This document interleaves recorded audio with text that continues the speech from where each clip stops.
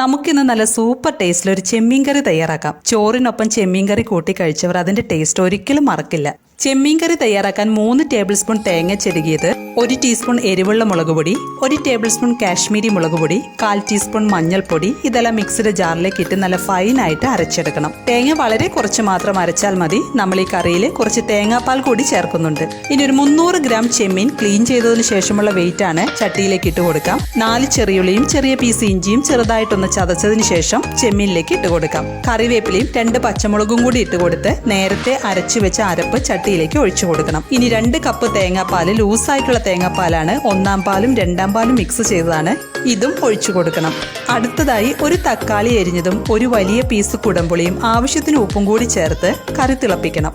കറി തിളച്ചു വന്നാൽ സ്റ്റൗവിന്റെ ഫ്ലെയിം മീഡിയത്തിൽ വെച്ച് ചെമ്മീൻ വെന്തു വരുന്നവരെ വേവിക്കണം. നമ്മൾ ഈ കറിയിൽ കാശ്മീരി മുളക് പൊടി ചേർത്തുകൊണ്ടാണ് കറിക്ക് ഇത്രയും കളർ കിട്ടിയത്. ഇപ്പോൾ ചെമ്മീൻ വെന്ത് കറി കുറുകി വന്നിട്ടുണ്ട്. ഈ ടൈമിൽ സ്റ്റൗ ഓഫ് ചെയ്ത് കറിയിലേക്ക് ഉള്ളി കാച്ചിയിടാം. ഒരു പാൻ ചൂടാക്കി വെളിച്ചെണ്ണ ഒഴിച്ച് 5 ചെറിയുള്ളി അരിഞ്ഞതും 1 തണ്ട് കറിവേപ്പിലയും കൂടി ചേർത്ത് ഉള്ളി മൂത്ത് വരുമ്പോൾ സ്റ്റൗ ഓഫ് ചെയ്ത് കറിയിലേക്ക് ഒഴിച്ചു കൊടുത്ത് ഒരു 5 മിനിറ്റ് മൂടി വയ്ക്കണം. കറി വെച്ച് 1 മണിക്കൂറിന് ശേഷം സെർവ് ചെയ്യുമ്പോഴാണ് ടേസ്റ്റ് കൂടുതൽ കിട്ടുക.